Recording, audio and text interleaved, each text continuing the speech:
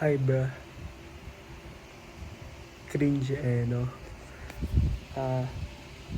It's October 16, 2025 and kanina mo nakuha yung license and nagbike tayo nila AJ and Simon kanina. Sir, sorry sir. And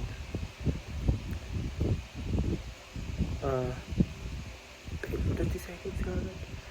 Panoorin ka to next year for sure sa pag nag-18 na ako, and for sure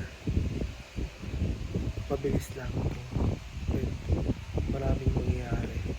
Mabilis pero maraming mangyayari.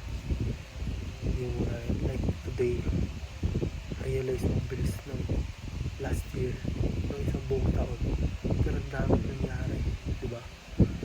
And I hope vlogger ka na. So, yun yung gusto ko ngayon alam mo naman sa sarili mo hindi ka naman consistent. Tayo dyan sir, ano ba yan?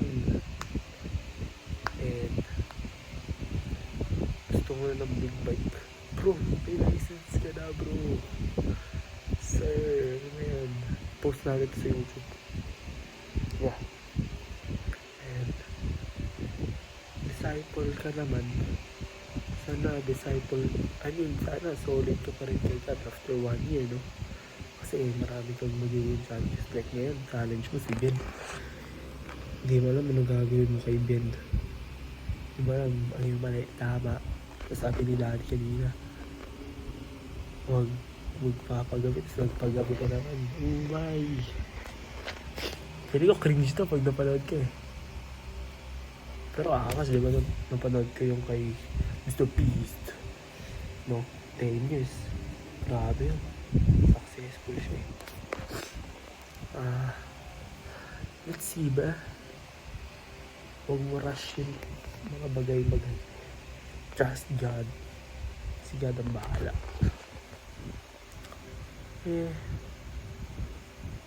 Tapos ano yung storage mo?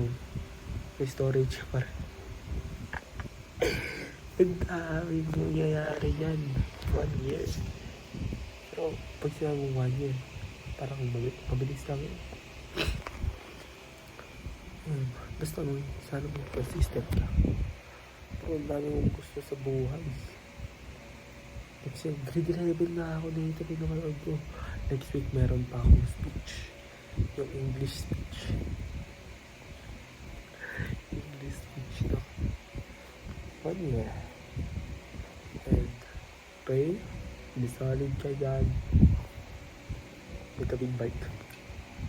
Big bike na, super car, no? And sana marami ka na ma-invite sa church.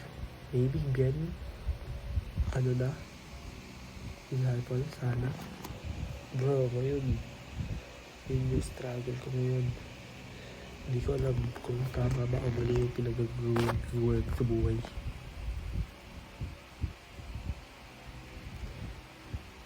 1 year ba? Gawa rin kaya ako pang 10 years. Hindi ko alam. Wala. 10 years? Sige, gawa rin ako. Sure. Pang 10 years.